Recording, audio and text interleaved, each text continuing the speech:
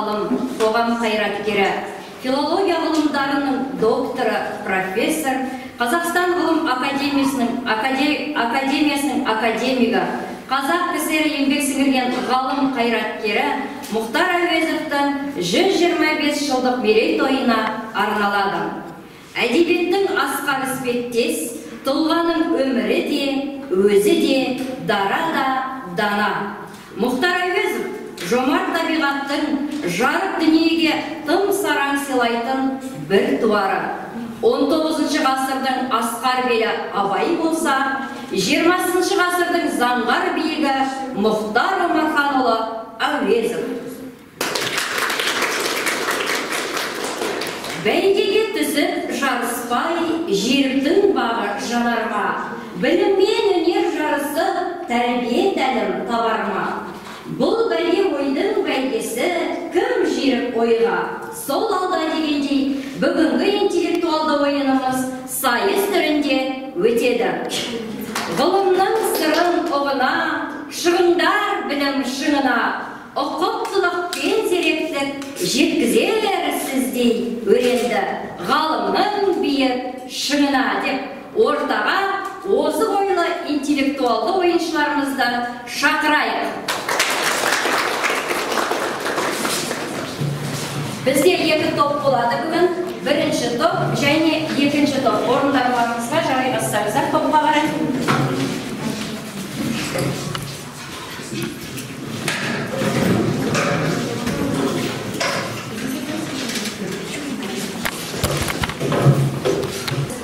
Ережесімен таныстыруға рұқсат етіңіздер. Әр кезең сайын оқушылардың жинаған ұпай сандары есептелетін болады.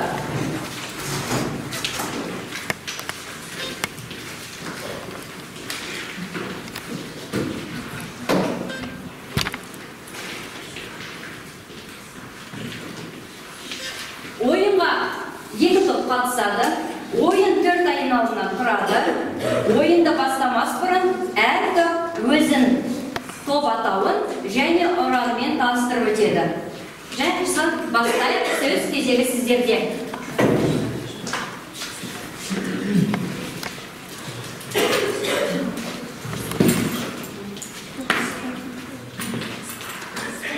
Топтың ұраны. Топтың аты. Топтың ұраны. Келеміз біз Мұхтар ата ізін басып. Ақыл менен, білім менен дәлел дейтін келді уақыт. Әуезовтың ұрпағы біз боламыз, үлгі болу басқа ұрпаққа біз үлкен мақсат. Топтың төс белгісі. Біз төс белгі ретінде Мұхтар Әуезовты таңдаған себебіміз біздің тобымыз үшін бұл кісі ең ақылды, ең білгір адам болып саналады. Және біз бұл кісіні мақтан тұтамыз. Біздің тобымыздың атын Әуезов ұрпақтары деп қойған себебіміз әр ұлттың өзінің ұлы тұлғалары болады. Олар қаншама ғасыр өтсе де сол ұлттың ортақ құндылығы болып қалады. Біздің ұлы тұлғамыз Абай. Абайдың ұлылығын ашқан Мұхтар Әуезов те өткен ғасырдың қазақ әдебиетінің алыбы. Мұхтар Омарханұлы ұлт әдебиетінің алтын ғасырының бастауында тұр. Ол кісі қазақ өркениетінің жаңа алыбын ашқан жазушы, ақын, драматург және сыншы. Сол себепті біздің тобымыздың аты Әуезов ұрпақтары. Келесі топ, тоқтамы шықсаңыздар.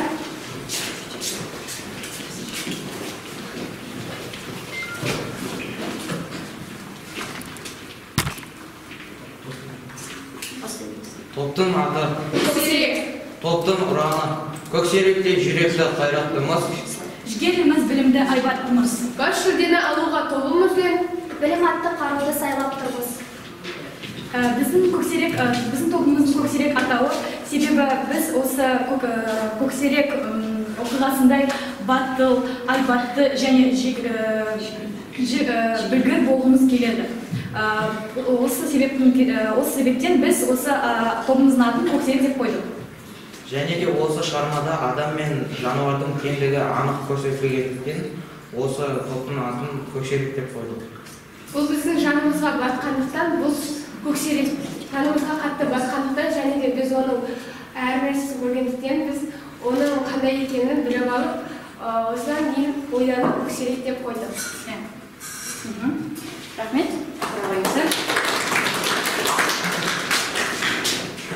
Енді ойынымызды бастайық. Онда сайысымызда бірінші айналым бізде 100-ден жүйрік деп аталады. Яғни бұл айналымда берілген сұрақтарға екі топтың оқушылары тез және әрі нақты жауап берген жағдайда ғана ұпай саны қосылатын болады. Бәріміз экранға назар аударайық. Оқушылар, сіздер қолдарыңызға ұялы телефондарыңызды алсаңыздар, қазір белгілі бір берілген ойынның түрімен ойынды бастайтын боламыз. Кеттік. Сұлтан қоялы. Бірінші сұрақ. Номерді теріп жазып алып қойыңыздар тезірек. 677-233.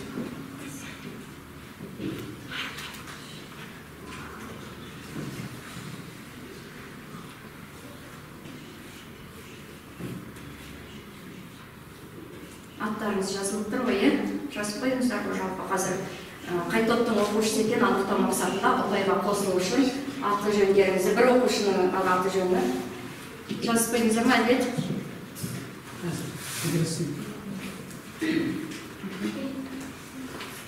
Тезірек осып жатыр.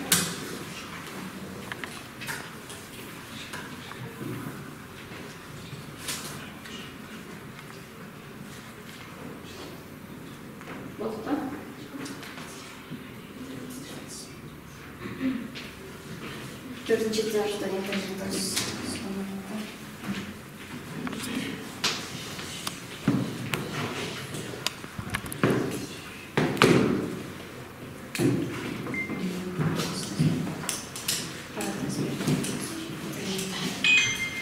сіздерде бар ма? Қоссаңыздар интернетке алып көрсеңіздер.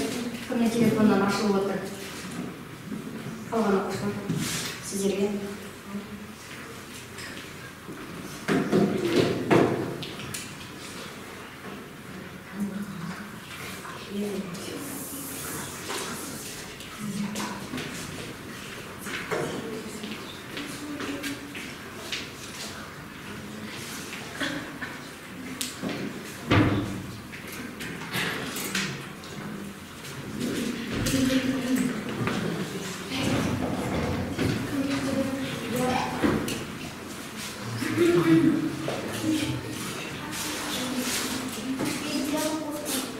Қосылып ба?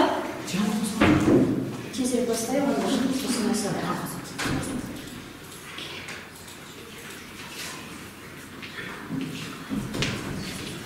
Қостық па?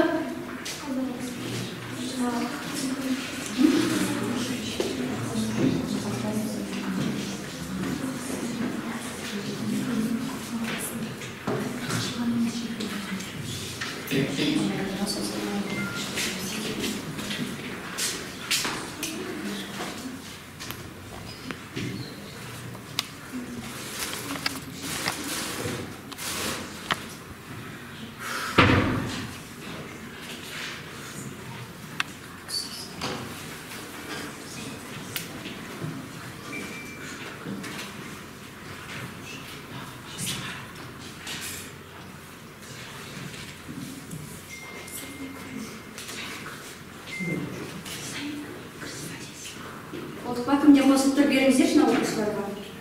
Уақыттың бәрін өлтіріп атсыздар. Біреуіңізде болса, біреуіңізді қосыңыздар. Қосып тұр ма?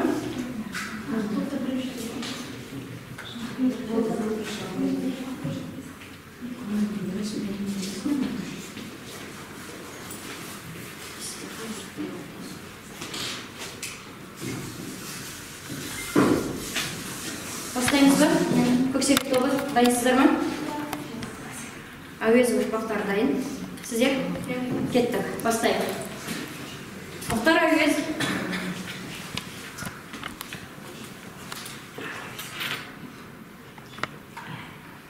Мұхтар Маманханұлы Әуезов қай жылы және қай жерде дүниеге келді? Нұсқалары беріліп тұр сіздердің. Қолдарыңызда ұялы телефондар арқылы сіздер басаласыздар жауабын. Бастыңыздар ма?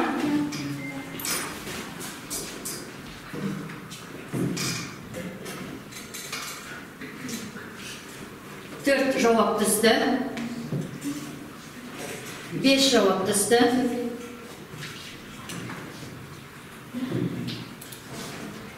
Аида 906, яғни Әуезов ұрпақтары бірінші сұраққа жауап берді. Екінші сұрақ. Жазушының алғашқы жарық көрген әңгімесі қандай?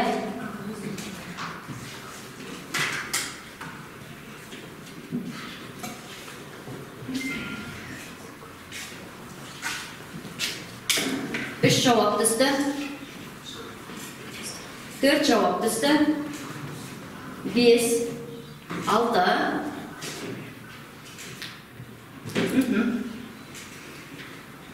Аида 1688, яғни Әуезов ұрпақтарында ұпай саны 2 сұраққа дұрыс жауап беріп отыр. Келесі. Абай журналының бас редакторы кім?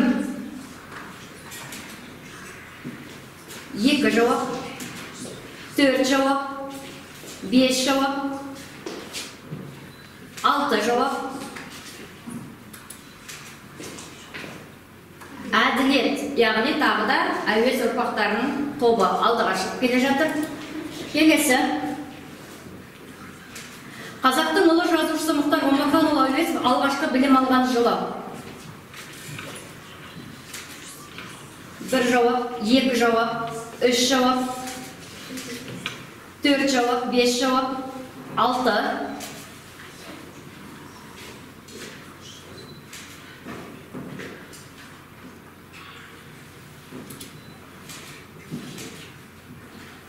Әділет 2547 ұпаймен, яғни Әуезов ұрпақтары алдыңғы орында келе жатыр. Көксерек тобы жігерленеміз, қайсарланамыз. Жігер мен батылдық сіздердікі. Ұрандарыңызда айтылғандай. Намысты жібермейміз. Келесі сұрақ.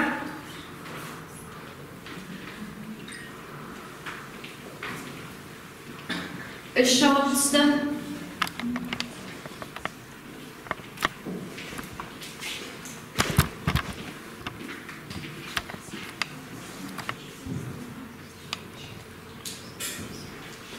Алты жауап түсті.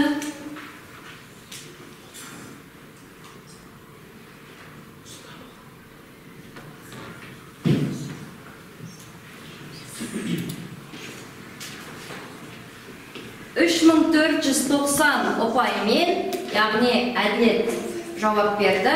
Әуезов ұрпақтар енді бір сұрақ жауап берейік, сонымен келесі айналып өтейік. Көксерек тобы алдыға.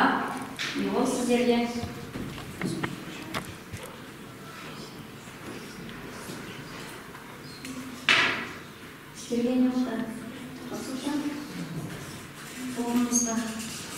Үш жауап түсті. 4 жауап түсті. 5 жауап түсті. 6 жауаппен.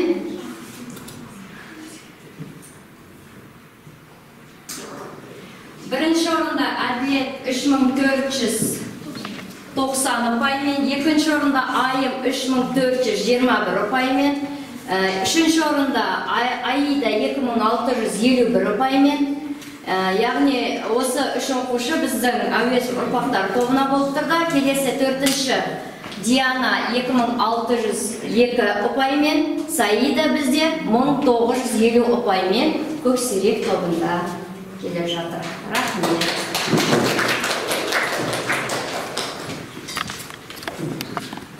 Келесі бізде екінші айналым көкпар деп аталады. Яғни бұл айналымда сіздерге қазір алдарыңызға экран арқылы ұяшықтар беріледі.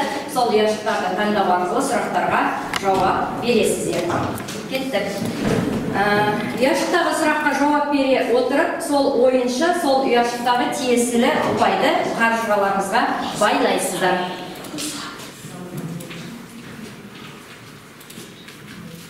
Ал, қай, үшінші.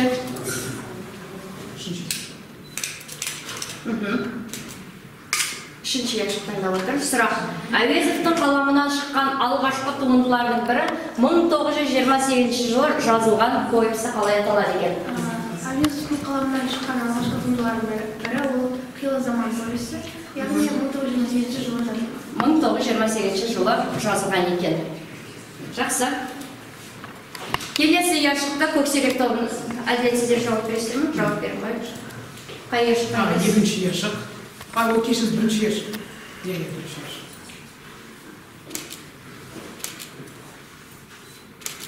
Қазан төңкеріс алдындағы қазақ даласындағы ақ патшаның отарлау саясаты, екі жақты езгіде тар қыспақта қалған халықтың ауыр тұрмысы, қайғы мұңы, ашу ызасы барынша шынайы көрсетілген Әуезовтің шығармасы қалай аталады екен? Қилы заман повесі.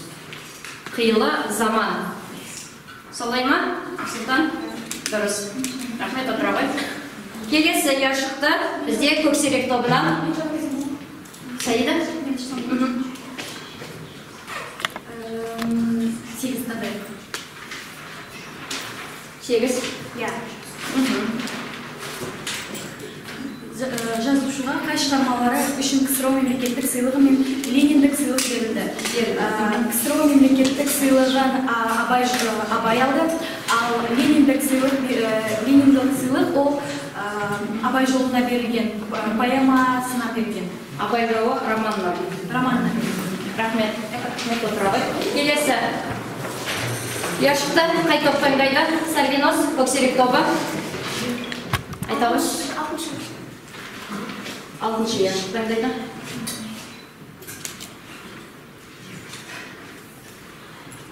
Мұхтархан Омарханұлының басқа бетін көрген көркем шығармаларының тұңғышы Қорғансыздық күні арғын деген құпиятпен қай жылы қандай басылымда жарияланған екен?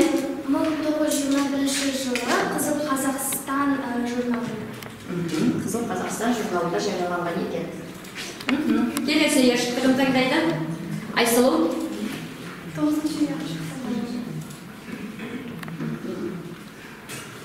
9-шы дейді.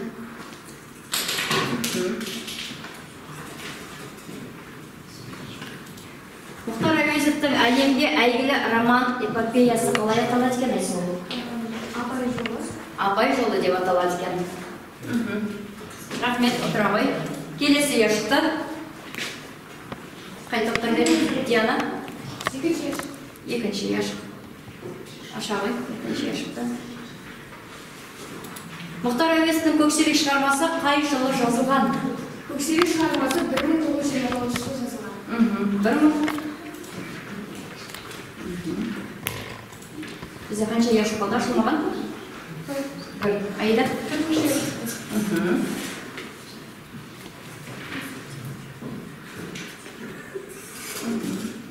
1924 жылы жазылған жетімдіктің аяусыз тағдырын суреттейтін қорғаусыз өтетін күннің азапқа толы екенін көрсететін шығарма атауы. Қорғансыздар күні. Қорғансыздың күні. Жақсы. Екінші айналым осымен бізде тамамдалды. Үшінші айналым сөз мерген деп аталады. Яғни бұл аталған айналымда сіздерге қазір сырлы сандықта берілген жазушы туралы басқа да майталман жазушылардың ой пікірі жазылған. Осының ішінен сіздер қазір бір жазушының пікірін, Мұхтар Омарханұлы Әуезов туралы айтылған пікірін таңдайсыздар. Бұл жерде қазақ тілінде жазылған, қазақ тілінде оқисыздар. Сіздерге ендігі берілетін тапсырма сол пікірді сіздер орыс және ағылшын тілдерінде аударасыздар. Түсінікті ғой, екі топқа да. Яғни бұл жерде сіздердің тілге деген қаншалықты білімдеріңізді көреміз. Кеттік.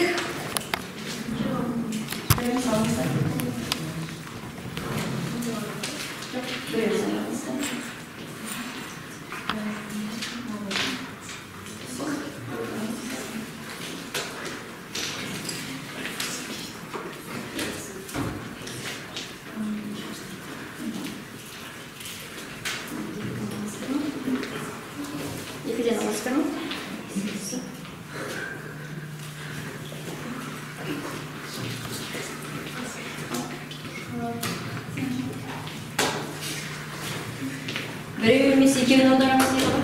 Ал, патша көңілдеріңіз білсін. Олай болатын болса. Бізде қазір қалған оқушылармен ойын бар еді.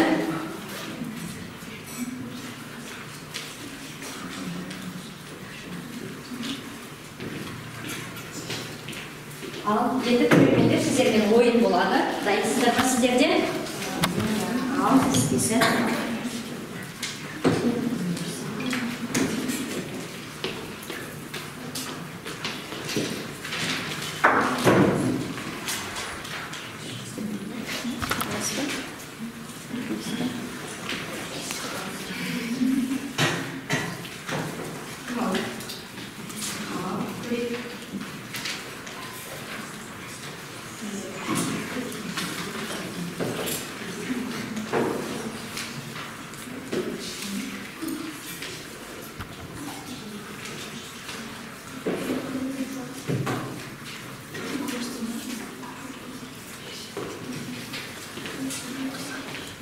Жақсы, бірінші бізде ажар алды, сіздің сұрағыңызды оқиын мен. Мұхтар Әуезовтің алғашқы әңгімесі қай жылы жазылған? Мұхтар Әуезовтің алғашқы әңгімесі 1921 жылы. 1921 жылы. Келесі. Жауап берin дейді.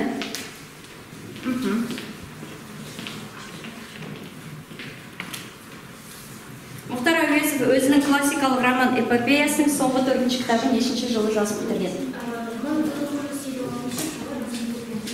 Соңғы нұсқасын жазып. Келесі бір жауап береді екен. Ал. Жауап бере ғой. Мұхтар Әуезов өзінің классикалық роман эпопеясының бірінші кітабын қай жылы жазды? Мұхтар Әуезов Абай эпопеясының 4 кітабы жазылған. Сол екіншісінен бастап Абай жолы деп аталды. Алғашқы кітабы 1942 жылы аяқталды. Келесі.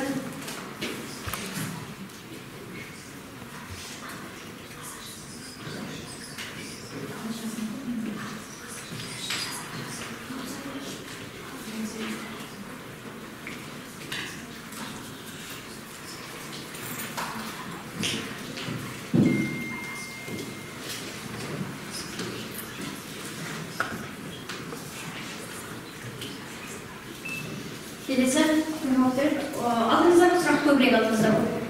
Енді жауап берсеңіздер. Айта ғой.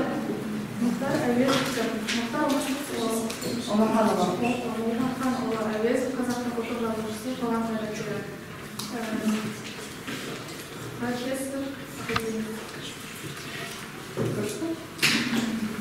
Ойладыңыз. Келесі, Ахмет, дайынсыз ба? Көмеке, айтма. Басына тоқтай алса, кейіпкерлеріне тоқтай алса, басты кейіпкері бақытжылы мен інісі Текрол, ал Қызылжан қаласындағы балалар ағайынды Сәлмен Сейбі, ал інісі Қалмышты. Жақсы. Уақыт шектеулі. Көксерек тобы. Ахмет жауап бересіз ба? Жауап бере ғой. Мұхтар Әуезовтің Абай романының қандай туыстық жын Абай балансы бар. Яғни баланстағы бұл олар бір-бірімен тек қана осы Мұхтар Әуезовтің, яғни Әуезов атасының қарындасы, яғни төртінші әйел болып саналады, яғни Абай Құнанбаевтың оның есімі Нұр ханым деп аталады. Бірінде оларды сондықтан да Құнанбаевтың әулеті оны өздеріне нағашым деп атайды, оған Әуезовтың. Рахмет, отырамай. Әуезов ұрпақтар дайынсыздар ма? Жақсы. Көксерек, сіздер дайынсыздар ма? Бастаймын. Қазақшасын Нұрсұлтан оқып кетсе, сосын орысшасын және ағылшыншасын. Бізде ағылшын маманы отыр. Меруерт ханым, яғни тексересіз, қаншалықты дұрыс аударды, қаншалықты бұрыс аударды, соны аласыз. Біздің осынау ірі мәдени құбылыстармен еңбек нағыз ұлылардың сапынан қодар едім. Сервол Иванов. week, I will now double include the major cultural phenomena that we see in Mars. Я хотел бы добавить это великое культурное явление на наших глазах к списку настоящих религий. Мұхтар әуезов біздің бүгінгі адамзатқа ортақ мәдениет шеріне қатысуға жолдама алып берген елшіміз. Нұрсұлтан Назарбаев әбішұлы. Мухтар Әуезов наш посол, принимавший участие в параде общечеловеческой культуры. Келесі әуезов ұрпақтары. Ол ұлттық драма өнерінің өркендеуі көп көмегімізді. Онда энциклопедиялық тек рухани мағына емес, оның характеріне тән қасиет еді. Николай Шахан.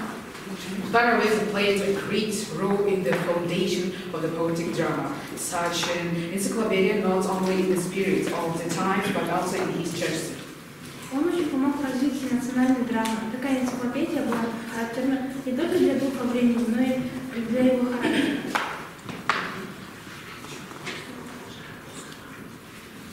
Бәлкім сіз көзге бұл сөзіміз есі көрінуі мүмкін. Алайда, әуезовтен кейін қазақ жазушыларына әдеби еңбек тым қиындап кеткенін жасыра алмаймыз. Ол жарық жабылының алдында жақсы аттандырып кеткен әдебиеттің биік деңгейін төмендетіп алмау қай-қайсымызға да оңайға түсе қоймас. Возможно, невооруженным глазом это слово «татарство». Это слово покажется грубым. Однако нельзя скрыть тот факт, что после Әуезова литературная работа стала для казахских писателей слишком сложной. Никому из нас будет не просто не снизить уровень литературы, которая хорошо известна перед лицом этой эпохи.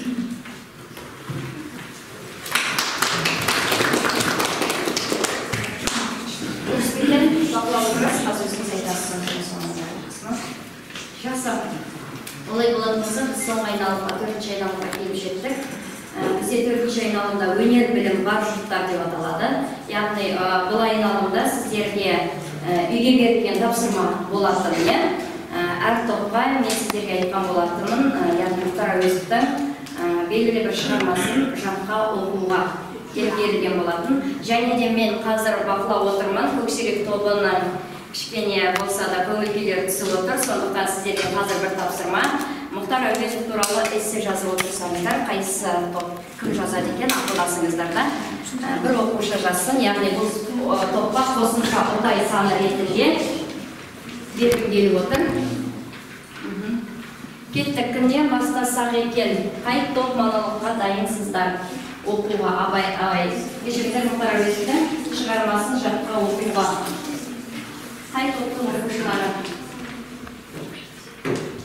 Көрермендер, сіздердің тараптарыңызда бар ма оқуға? Жаттауға берілген сіздер білесіздер, алдыңғы біздің сағатымызда біз кітап оқимыз тақырыбында өткен болатынбыз сіздерге, яғни біздің мектеп кімнің атында беріліп отыр? Кімнің атымен? Мұхтар Әуезов Омархановның атында беріліп отыр. Сондықтан біз жыл бойы кімнің шығармасымен танысатын боламыз? Әуезовтың шығармасымен танысатын боламыз. Ал көрермендер тарапынан, қолдаушылардың тарапынан болса да, кім оқимын дейді? Эссеңізді ой толғау ретінде оқып келсеңіздер, көп емес, Нұрсұлтан ой толғау ретінде ғана, қысқаша ғана.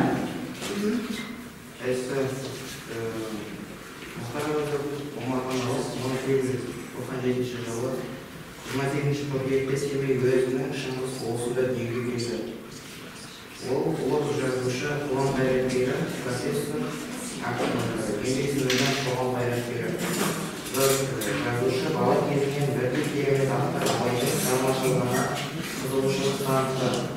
Бізге белгілі Абай жолы романының авторы Әуезовтың ауыз әдебиеті мен поэзиясын, қазақ халқының шығармашылығын, Манас эпопеясын, Абай шығармашылығын және де басқа классиктерді зерттеу кеңестік эпопеясының қосқан елеулі үлесі болып табылады. Және де Мұхтар Әуезов бүгінде Александр Леонардо да Винчи Авиценна секілді ұлы тұлғаны дегенмен өзінде жазушы болған. Оның шығармалары әрқашанда жоғары бағаланады. Рахмет, Абдрабай, ал болсақ, уақыт саны шектеулі. Аз ғана уақытымыз қалды. Кімнен бастаймыз? Қолдаушылардан бастаймыз ба? Топтан бастайық па? Жақсы, қолдаушылардан. Қазір қолдаушылардан бастайық. Кім оқиды? Айтмар, оқисыз ба? Жақсы. Жаққа келе беріңіз. Шығарманың аты. Көпсерек. Жалғыз баласы ерке Құрмаштың өлімі әкесіне ерекше батып еді. Бұның үйшімен ботадай боздап, бейт басында қаңғыранып, қатты жылағаны көргенде барлық тірі жанның сайсүйегі сұрқыраған. Құрмаштың әкесі Қасенге, сол жалғызымды өлтірген қасқырды қолыма әкеліп беріңдер. Көзін ойғызбасаңдар, сен маған туысқан емессің, деген екен. Өзге елдер де Қасенге, бүгін аққасқаны не өлсін, не өлтірсін, басқа жерге итінің керегі жоқ тіпті дескен. Осы сөздердің барлығы Қасенді асықтырып ширықтырып еді.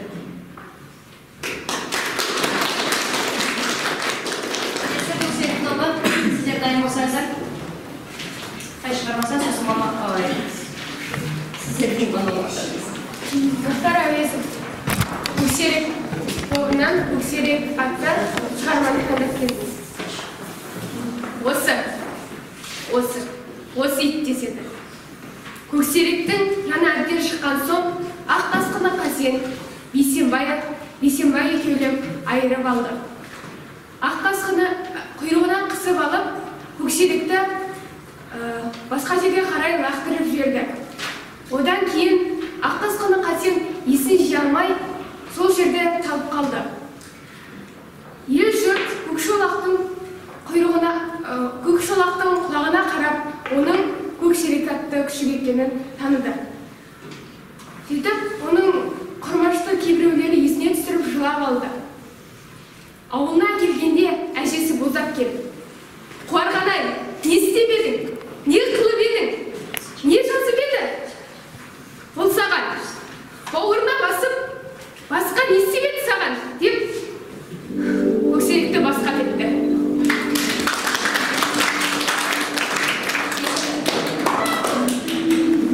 Мұхтар Әуезов жетім.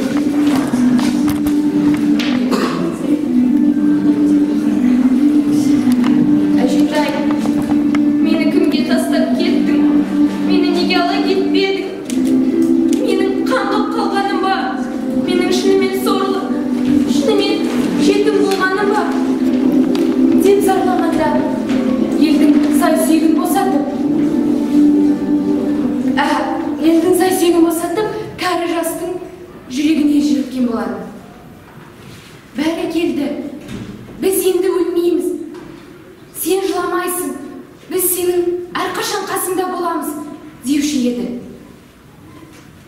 Қасым еркелеп әжесінің төсін иіскеп, мені неге жылаттың?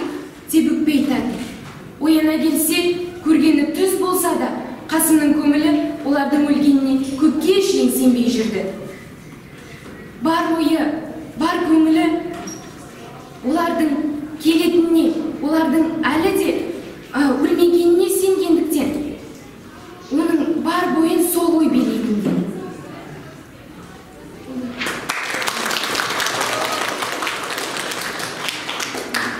Әуезов әлемін кең дүниенің жаратылысы мен табиғатын екі сөзбен қайтарып айту мүмкін емес.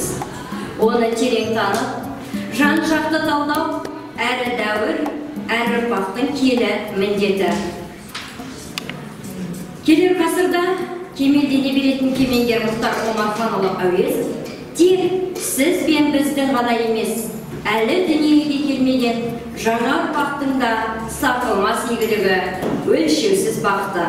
Өйткені Мұхтар Омарханұлы Әуезов құдіреті оның елге деген шексіз махаббаты мен сенімінде жатыр. Осы бір ақиқатты сезіну мына біздерге бүгінгі тәуелсіз мемлекеттің іргесін нығайтып жатқан ұрпаққа қажымас қайрат жігер қосады. Ендеше бүгінгі біздің сайысымыз өз мәресіне жетті. Қазір сіздерге бір ауыз сөз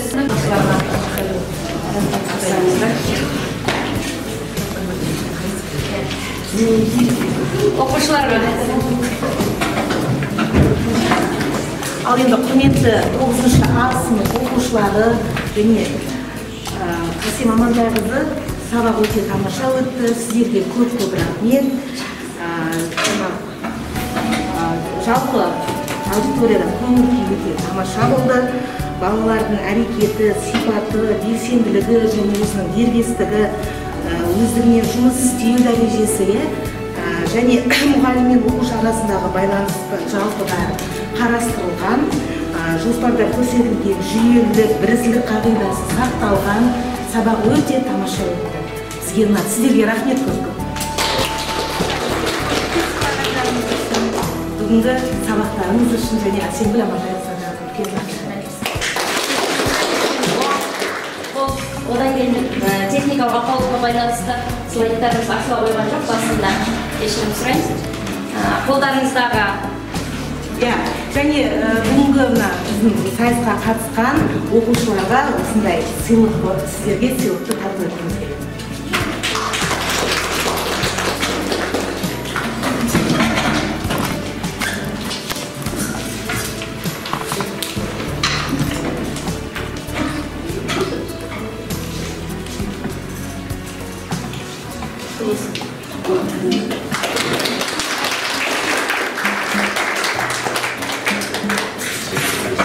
рахмет сіздерге.